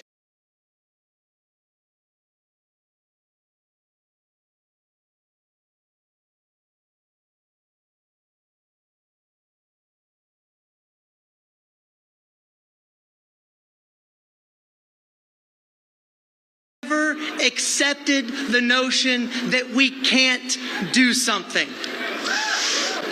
If we're willing to listen, if we are willing to work together, if we are willing to build consensus instead of finger pointing and name calling or spreading misinformation, there is no limit to what we can achieve. And McGarvey's Republican opponent, Stuart Ray, did not speak, but through a spokesman wished McGarvey well. Kentucky's 5 Republican congressmen, James Comer, Brett Guthrie, Thomas Massie, Hal Rogers, and Andy Barr, all won fairly easily in their re-election campaigns and will head back to the House of Representatives. Switching back to Morgan McGarvey there was something in that speech that our political analyst Nick Storm caught on to, in particular in regards to McGarvey's comments about Charles Booker, the Democratic candidate for U.S. Senate. Absolutely, Amber. So at the very beginning of his speech, before McGarvey talked about Stuart Ray and about the congressional race, he made sure to say that he had all the support in the world for Charles Booker, commended him on running a good race, and said that they were all better off, being Democrats were all better off for Charles Booker running. I think why this is interesting is because this is a Democratic seat, this 3rd District congressional seat. We've seen that today, that the numbers ferret that out. What McGarvey is essentially doing here is ensuring that in 2 years, Charles Booker, who now does not have a job, will not come and primary him in this 3rd district congressional race. It's a bit of an olive branch. It's ensuring that Charles Booker gets his due and keeping the peace amongst the Democrats, if you will. Booker's now lost 2 straight. He's lost the primary. He lost the general election. Is there a political future? He certainly has galvanized portions of the Democratic Party. party. But where does he go from here? You know, so that's one thing that we'll have to declare later. Right now, it's unknown. We'll have to see what the actual vote total is. We'll have to see how Booker handles himself, whether or not he does end up conceding. He has said, as you heard earlier in the evening, that he's not conceding now, and he may not concede into the future. So, you know, he could spoil some goodwill he has with Democrats and donors, which is probably more important, if he doesn't concede this election and if he doesn't have a good showing tonight in some of the urban areas, then it might be the end for Charles Booker's career. But probably most importantly is what the turnout looks like for Booker in Louisville, and because that's where Booker lives. So that's sort of your sphere of influence at that point of what he does next. And taking a look at kind of the Democratic mobility with him, and then kind of taking a look at the difference, McGarvey may be looking at the Louisville mayoral race. What kind of differences are we seeing with some of the areas having similar constituents? Yeah, so McGarvey, I think probably due to the nature of the challenge that he has, ran away with his race. It's a much different race when it comes to the Louisville mayor's race. There's different issues at play, there's a tougher campaign, if you will, that Craig Greenberg has run against Bill Deariff. The latest numbers that we've seen off the Board of Elections website now has Greenberg up about 20,000 votes, but still too close to call at this point in time.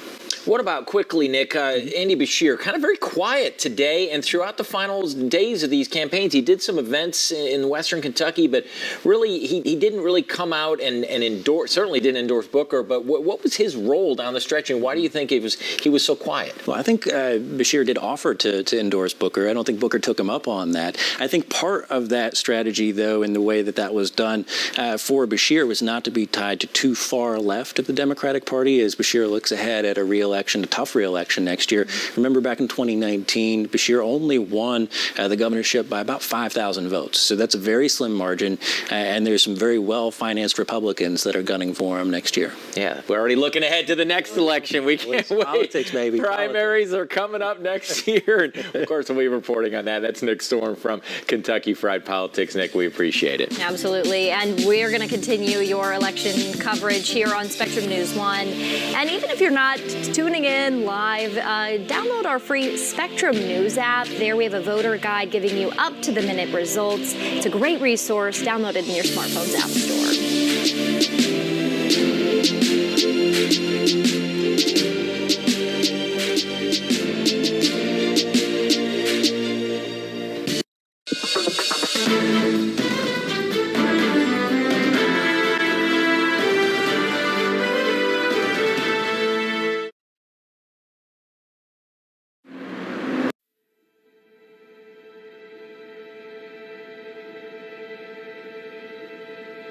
I am what child hunger looks like in America. I am a 9-year-old boy who hopes a friend invites me to a sleepover so I can have dinner. I am a 15-year-old girl who goes for walks during lunch so my friends won't know I don't have anything to eat. I am a 13-year-old boy who gets into fights at school just because I'm hungry. I was created by artificial intelligence from faces of the 1 in 7 American children who struggle with hunger. Kids you pass by every day but never knew they were hungry.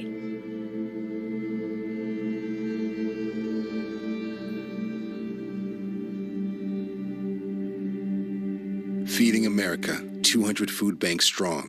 The day that JD was injured, I had woke up to an odd phone call. It was the military calling to tell me that he had stepped on an IED. The day I got injured, she got wounded as well. And the veterans wouldn't be the men that we are and the women that we are today if it wasn't for our better half helping us every direction we go. Find the nonprofits that support veterans. Offer your time if you don't have the financial resources to offer. There's always a way to help.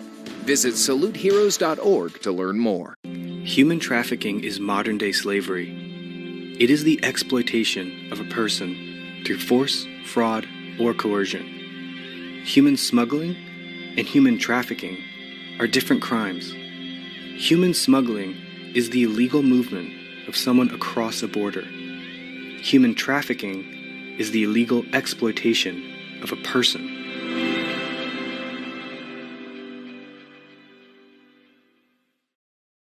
Making just one connection during recovery from mental and substance use disorders puts the strength of family and community behind you. We're all connected.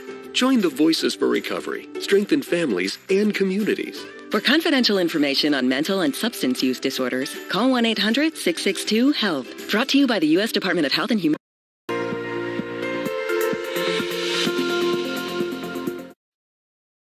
Well, it was a bit of a cooler day out there on Tuesday, and that's going to translate into a bit of a chilly night here overnight, but nothing out of the ordinary for this time of the year in November. Temperatures falling down to 43 overnight in Irvine, same thing in Lexington, 41 Danville, right around 45 Mount Vernon, and up toward Ashland, you'll drop to right around 42.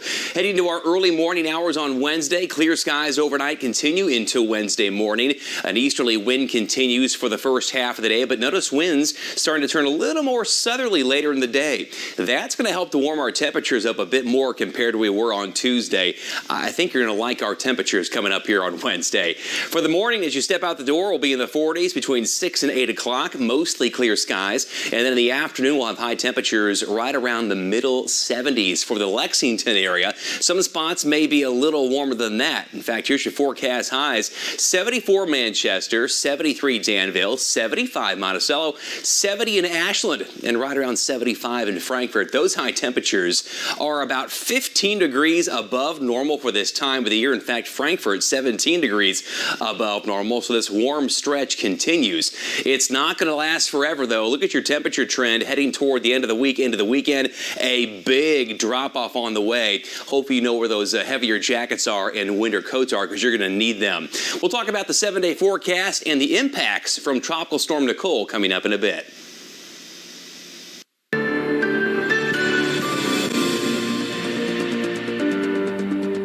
Florida is bracing for another hurricane as Nicole quickly picks up strength in the Atlantic. The storm system is threatening the Sunshine State's east coast first before potentially turning and heading towards Georgia.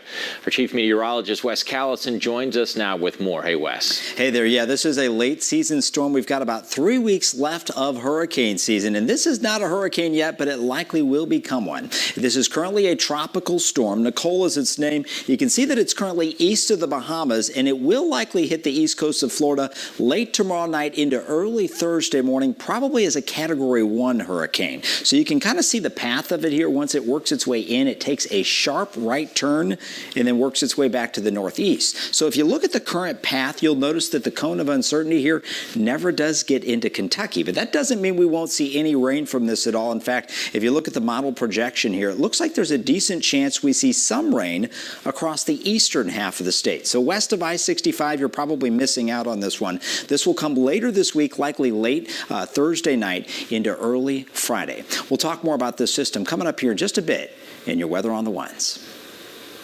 A heads up for Louisville area drivers. Officials are closing the eastbound lanes of the Sherman-Minton Bridge this weekend. Beginning at 10 on Friday night, crews will close the lanes from Indiana into Kentucky on I-64. The full directional closure will allow for demolition to continue on the lower deck as workers prep the 60-year-old span for Phase 3 of the renewal project. Drivers should expect delays and seek an alternate route on I-265 and I-65. The lanes will reopen at 5 a.m. Monday morning. U.S. gas prices are once again inching upward, with the average price for a gallon of self-serve regular now $3.80. That according to AAA. And officials there say that's about 4 cents more than it was last week, roughly 38 cents more than this time last year. Analysts say one reason for the recent increase in cost is the oil market. A barrel of crude is once again more than $90. The least expensive gas in the U.S. is in Georgia, where the statewide average is about $3.13 a gallon. As you would guess, California has the most expensive gas.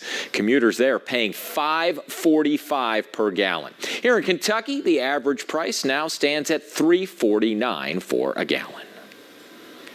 And inflation is taking a toll on holiday shopping. A survey from Retail Me Not finds shoppers will spend 8% less than they did last year due to inflation.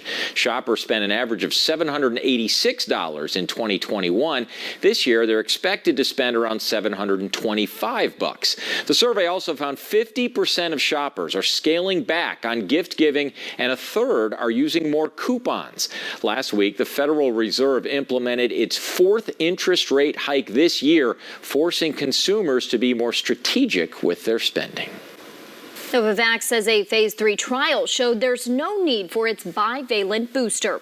It found its original COVID vaccine induced broad immune responses against the original BA1 and BA5 strains of the coronavirus. Novavax said the results showed no benefit for its bivalent vaccine. The trial involved nearly 1,000 adults and 3 of the company's vaccines. They are the original vaccine currently authorized for use in the U.S., its BA1 vaccine candidate, and a bivalent vaccine candidate. This beautiful stretch of weather will continue for most of the work week, but the temperatures crash as we head into the weekend. I'll show you how cool it gets in your weekend and 7-day forecast coming up next in your Weather on the Ones. All right, Wes, we'll see you shortly. Also, it is election night in the Commonwealth. We have reporters spread out across the states, and we'll bring you the latest results as our Decision 2022 coverage continues.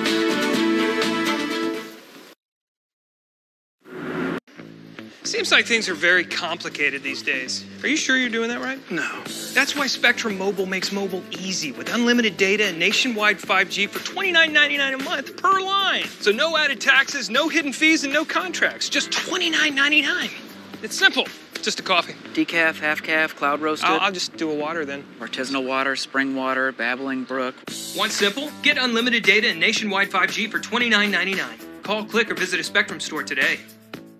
Hi, Shane Huffman with the Neil Huffman Automotive Group. If you're currently considering selling your vehicle, then the time to act is now. There has never been a better time to receive top dollar for your vehicle than there is today. All you got to do is visit us at neilhuffman.com. Huffman has it.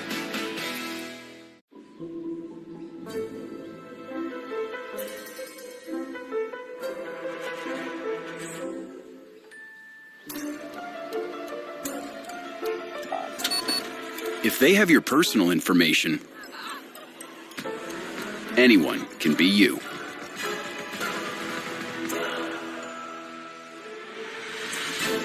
Spectrum One keeps your personal data safe and private. That's privacy protection. That's Spectrum One. You probably know Spectrum Internet has speeds up to 1 gig. I do. Well, you work here, but have you heard about Spectrum Advanced Wi-Fi? Once you're connected, you're protected because it comes with state-of-the-art security, like this, but for the internet. You can let me in now. And it can handle up to 200 devices. 200? Basically, Spectrum built you a better internet. These guys are very, very good. I mean, it is a team effort. Back to work. Spectrum Advanced Wi-Fi. Only available on a better kind of internet. Spectrum Internet. What if you had to choose between fixing the roof over your head and putting food on the table? What if that leak led to mold growing in your home? What if you no longer had a safe place to call home? Help Rebuilding Together make repairs for our neighbors who have lost jobs and have to make those difficult choices. Text REBUILD to 484848.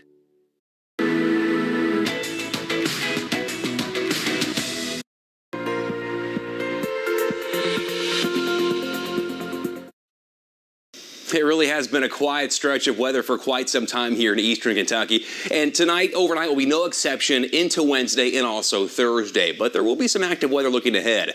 Here's the setup overnight. High pressure now sliding off toward the northeast U.S. Mild conditions here in the central part of the country. A very unsettled western U.S. In fact, that storm system will bring us some weather by the weekend. But there is Tropical Storm Nicole over the Bahamas, slowly working its way west toward the Florida Peninsula. That's where we'll probably see some of our impacts later this week. More on that coming up. Here's your forecast through our Wednesday. Temperatures 40s early, 60s by noon, and we'll hit the 70s in the afternoon, drop down a few degrees into the upper 60s, mid 60s by 5 o'clock. Should be a beautiful Wednesday out there with sunny skies expected. Wednesday night, very similar to what we're experiencing here overnight. Now, 44 Lexington, 46 Hazard, 45 for a low in Ashland. To take you into our Thursday, notice more sunshine, some pretty light south breezes. Overall, another winter of a day coming up here for the second to last day of the work week. Maybe a late day increase in clouds, and that'll be somewhat associated with Nicole. Highs on Thursday, though, look at these numbers. 73 in Lexington, 75 Jackson, 73 in Somerset, and 74 in Ashland. All right, there's Tropical Storm Nicole. Again, moving over the Bahamas overnight west toward the Florida Peninsula. National Hurricane Center forecast track takes it through the Florida Peninsula, up the southeast U.S. into the mid-Atlantic states and northeast. Notice how close we are to the track of this system. On the western side of it, there is going to be a chance for some showers. That means the farther east you are, a better chance for rain. In fact, current forecast rainfall potential looks the highest in eastern Kentucky. We could be talking about some substantial rainfall, and it's been so dry lately, this will be some good news. Following that will be a big blast of some Arctic air moving into the Midwest and the Ohio Valley. We're talking about temperatures 15 to 20 degrees below normal for the weekend. I'll see that here in your 7-day forecast. Thursday, a high of 73. There's Veterans Day on Friday, 62. Good chance for rain that day. That's with the remnants of Nicole. And then look at the weekend behind the rain. 42 for a high, both Saturday and Sunday. Lows at night, deep into the 20s, and we stay that way all the way into the first half of next work week. Lows 20s, highs 40s.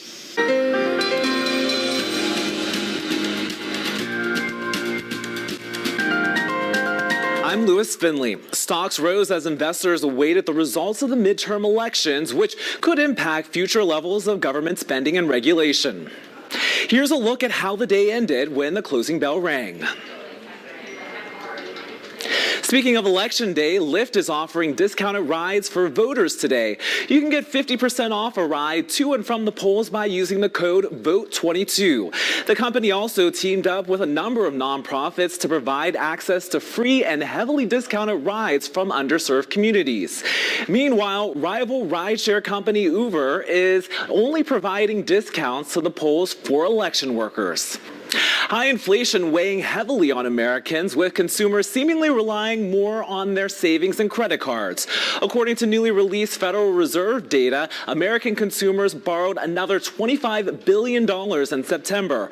Borrowing in September increased at a seasonally adjusted annual rate of 6.4%. Revolving debt, which includes credit cards, grew by 8.7%, and non-revolving credits such as auto loans and student loans increased by 5.7%.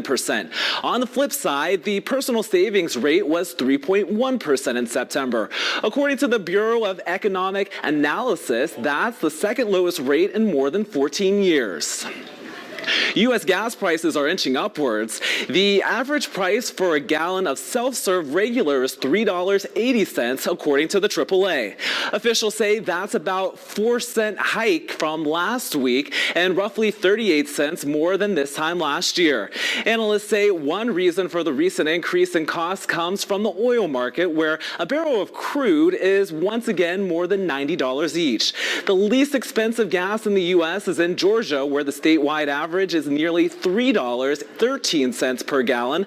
California has the most expensive gas, where commuters are paying $5.45 per gallon. That's the market wrap-up. I'm Lewis Finley.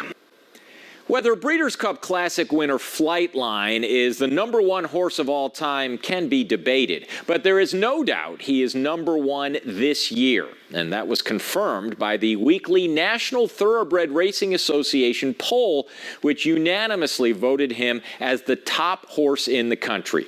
Malathaat was second, Olympiad third. Also, a 2.5% share of Flightline was auctioned off. It went for $4.6 million to an undisclosed buyer. That price would value the horse at $184 million.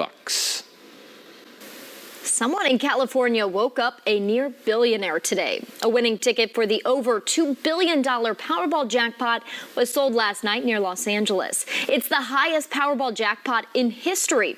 If the winner opts for the cash payout, they'll get an estimated $997.6 million lump sum. Last night's drawing was delayed to this morning over a security issue. At the top of the hour, the clear skies are going to stick with us through our hump day. We're timing out how long to expect this pattern next in your Weather on New Orleans. And did you catch the lunar eclipse overnight? Well, you won't be able to see another total lunar eclipse around here until 2025. Tyler Adams captured this beautiful photo of the solar phenomenon. Total lunar eclipse happens when the moon falls entirely in the Earth's shadow. That looks amazing. Unfortunately, I missed it. So if you have pictures of that or anything that can bring a smile to someone's face,